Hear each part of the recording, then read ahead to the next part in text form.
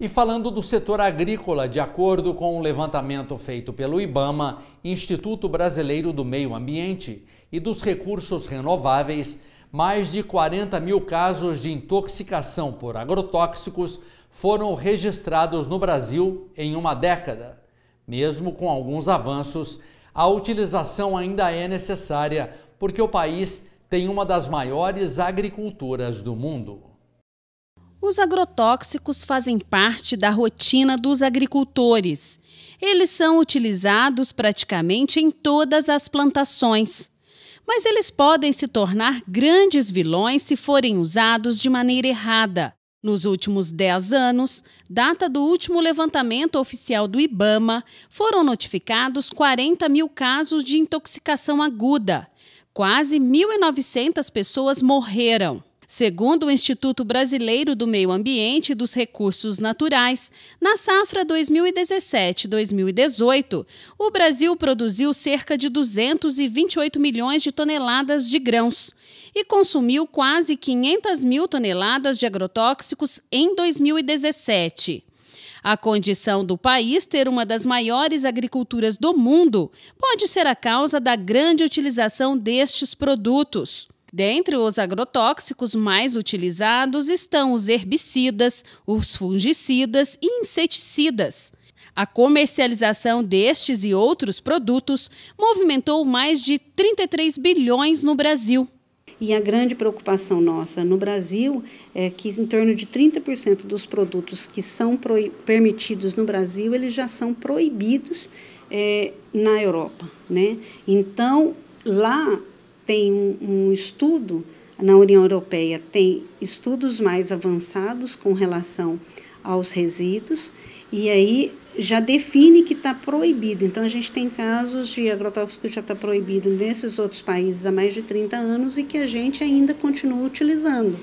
E ainda tem a outra questão de que o limite permitido também para alguns agrotóxicos lá são muito menores a quantidade de resíduo permitido no alimento e na água, que é permitido lá. Então, a nossa legislação ela é mais tolerante, então permitindo agrotóxicos que têm mais riscos já comprovados para a nossa saúde e com uma tolerância maior nesse limite. Então, essas questões que a gente precisa que seja revista para a proteção da nossa comunidade. Como em todo o país, os agricultores de Andradas também utilizam os produtos agrotóxicos.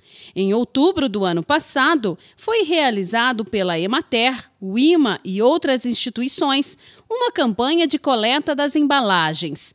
Elas podem prejudicar não só o homem, mas também o meio ambiente. E só que a população, a maioria das vezes o produtor rural, não tem a consciência que isso tem que ser devolvido. Graças a essas campanhas, começa a conscientizar esses produtores e assim eles começam a devolver as embalagens. Apesar que os locais onde a gente comprava, um comércio que vende esses produtos, tem um destino adequado já para ser devolvidas as embalagens. Mas talvez por desconhecer, muitas vezes por deixar passar o tempo, eles não conseguem devolver no tempo adequado essas embalagens e, consequentemente, essas embalagens ficam prejudicando o meio ambiente. Ainda de acordo com a engenheira agrônoma da Emater, Maria Neuza, os agricultores devem estar atentos para as condições de uso dos produtos agrotóxicos. Em muitos casos, eles podem até ser dispensados. Antes da doença ou de uma praga atacar, existe quais são as condições favoráveis. Então, a gente fala que tem vários métodos de controle antes de chegar no controle químico. Então, primeiro, a gente precisa usar variedades que são mais tolerantes, a questão de espaçamento adequado, plantio na época adequada, a questão do tipo de manejo, das condições ambientais para criar um microclima favorável à planta para que ela seja menos sujeita à praga e à doença. E depois, se tiver ataque de praga ou doença, ou mesmo no caso das ervas daninhas, adotar outros métodos de cultivo, que seja a roçada, a questão das pragas, tem a questão dos controles biológicos, o uso de inimigos naturais.